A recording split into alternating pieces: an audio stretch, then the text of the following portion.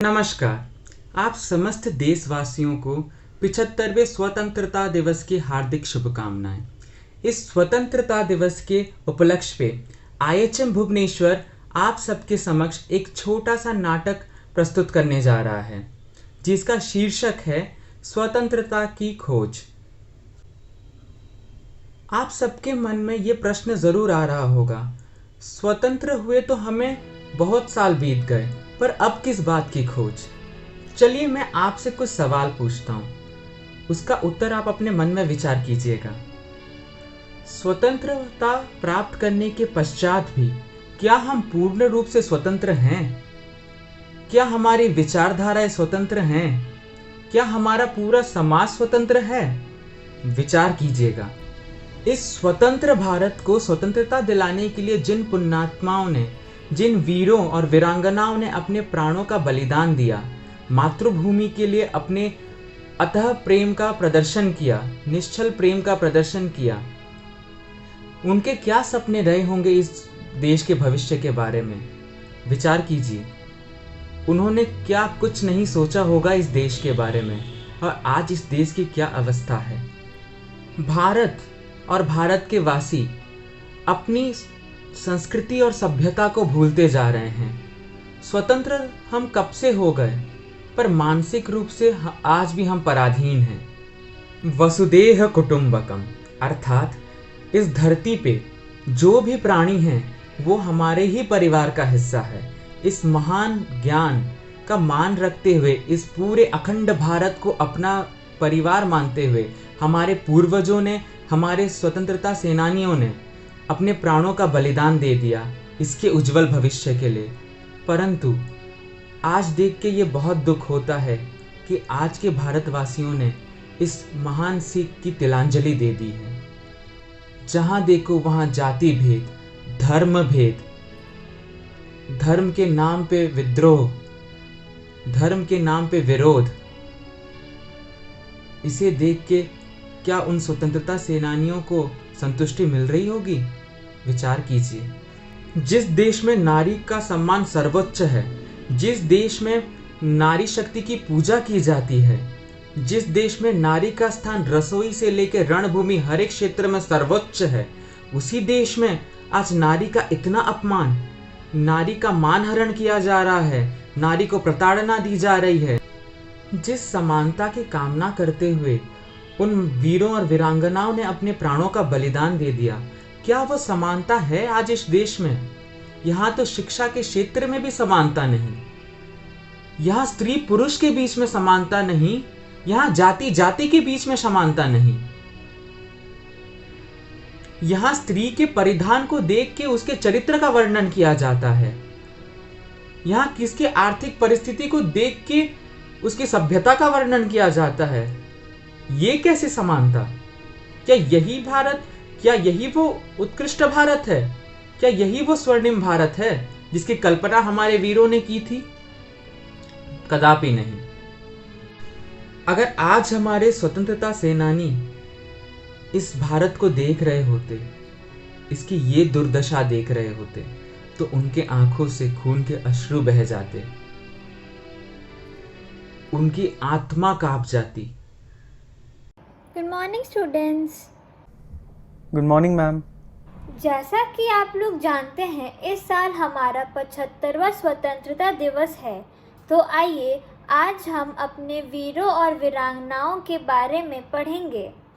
आज की पढ़ाई हम हमारे देश की वीर पुत्री श्रीमती उदा देवी जी, झांसी की महारानी श्रीमती रानी लक्ष्मीबाई, भारत कोकिला श्रीमती सरोजनी नायडू, महान क्रांतिकारी श्री भगत सिंह, चाचा नेहरू, श्री जवाहरलाल नेहरू, भारत की प्रथम महिला प्रधानमंत्री श्रीमती इंदिरा गांधी जी के बारे में करेंगे। क्या आप लोग जानते हैं इनके बारे में? यार आज टीचर फिर से बोर कर रही हैं। एक काम कर देता हूँ, वीडियो माइक ऑफ कर देता हूँ, अटेंडेंस तो होगा। बोर होने से अच्छा है मैं सो जाता हूँ।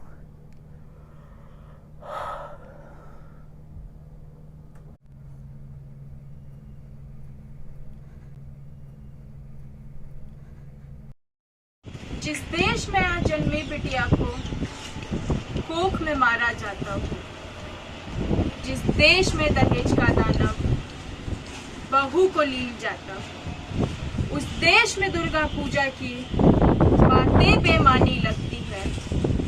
नारी की आजादी बस एक झूठी कहानी लगती है।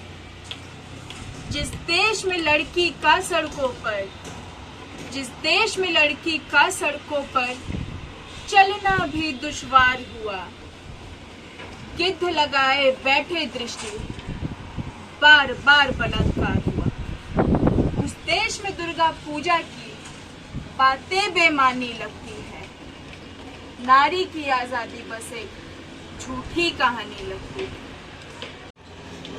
क्या मैंने सपना देखा था एक ऐसे भारत का जहां दहेज के लिए रोज लड़कियों को बेरहमी से इस तरह पीटा जाता है, जलाया जाता है, जहां नारियों का इतना अपमान किया जाता है। क्या मैंने सपना देखा था एक ऐसे भारत का जहां धर्म विवाद पर लोग इस तरह उलझे हों। रूह कांप जाती है भारत की ऐसी दशा देखकर। स्वराष्ट्र की जो कल्पना हमने की थी वो आज घोर अंधकार में जा चुकी है। जिस मातृभूमि के लिए हमने अपने प्राण न्यौछावर किए, जिसको हमने अपने रक्त से सींचा, जिसके लिए हमने अपना सर्वस्व त्याग दिया, वो उसी भूमि पर आज दुराचार, भ्रष्टाचार, अनैतिकता और फिरंगियों के आचरण को अपनाता देख आंखों से रक्त के अश्रु गिर पड़ते हैं। जहां मां भवानी के नाम से लोग गर्वित और प्रफुल्लित होते थे, आज उसी भवानी रूप स्त्री की अवस्था दयनीय बना दी गई है।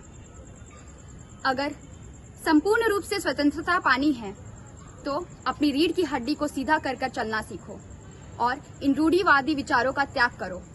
जय भवानी।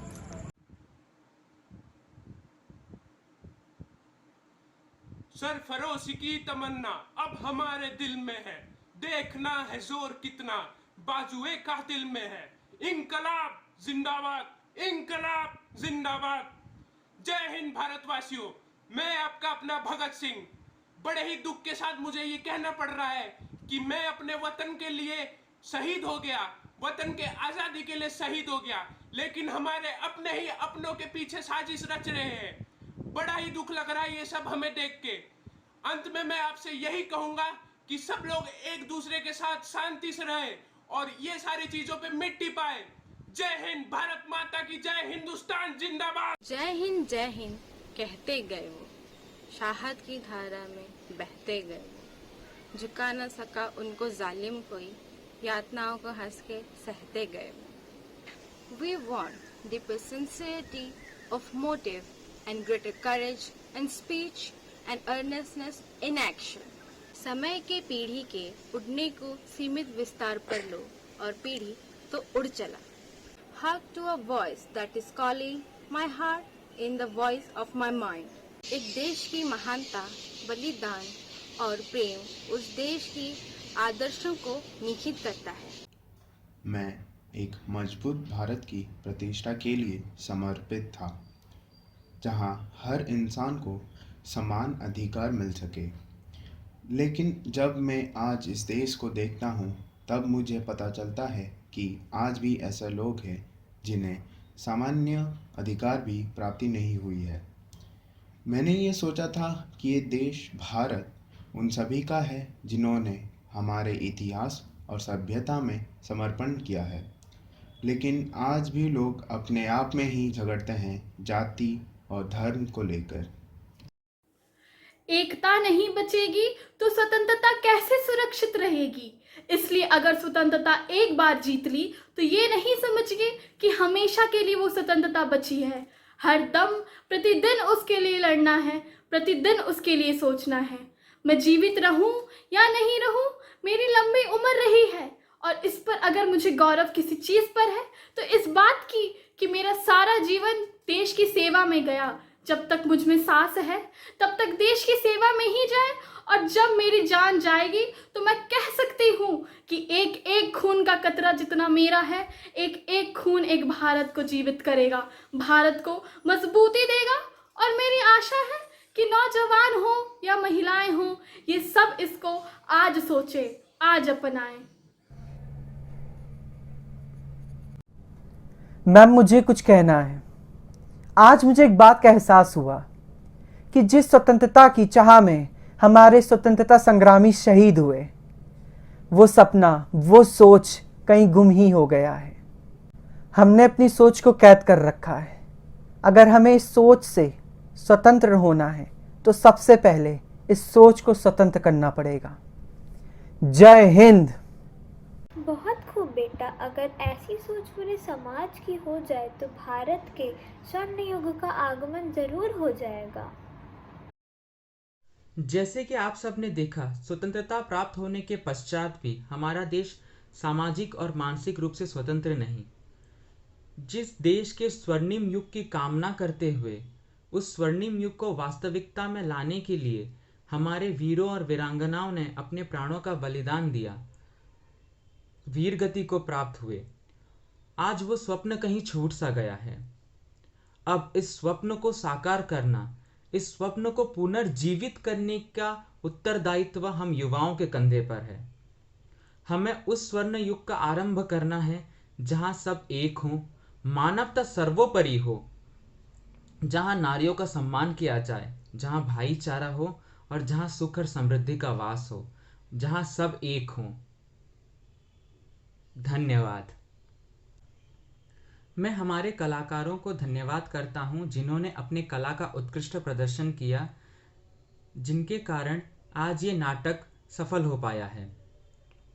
श्रीमती उदा देवी जी के रूप में पलक कुमारी, श्रीमती रानी लक्ष्मीबाई जी के रूप में स्वीटी पांडे, श्री भगत सिंह जी के रूप में सार्थक महांती, श्रीमती सरोजिनी नायडू जी के रूप में तेरेसा, श्री जवाहरलाल नेहरू जी के रूप में रोहन नंदा, श्रीमती इंदिरा गांधी जी के रूप में निकिता रावत, अध्यापिका के रूप में शैली गुप्ता, छात्र के रूप में उत्कर्ष मेहरोत्रा और सूत्रधार के रूप में निखिल मिश्रा।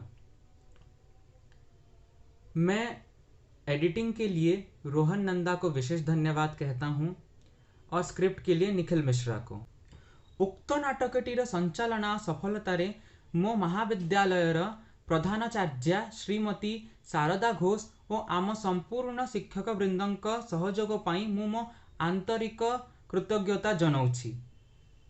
एहा छाड़ा जो दर्शक माने तांको मूल्यवान समय को देकी आमर ए नाटकटी को साफल्य मंडित कले तांको मो आंतरिक धन्यवाद दउछि। नमस्कार।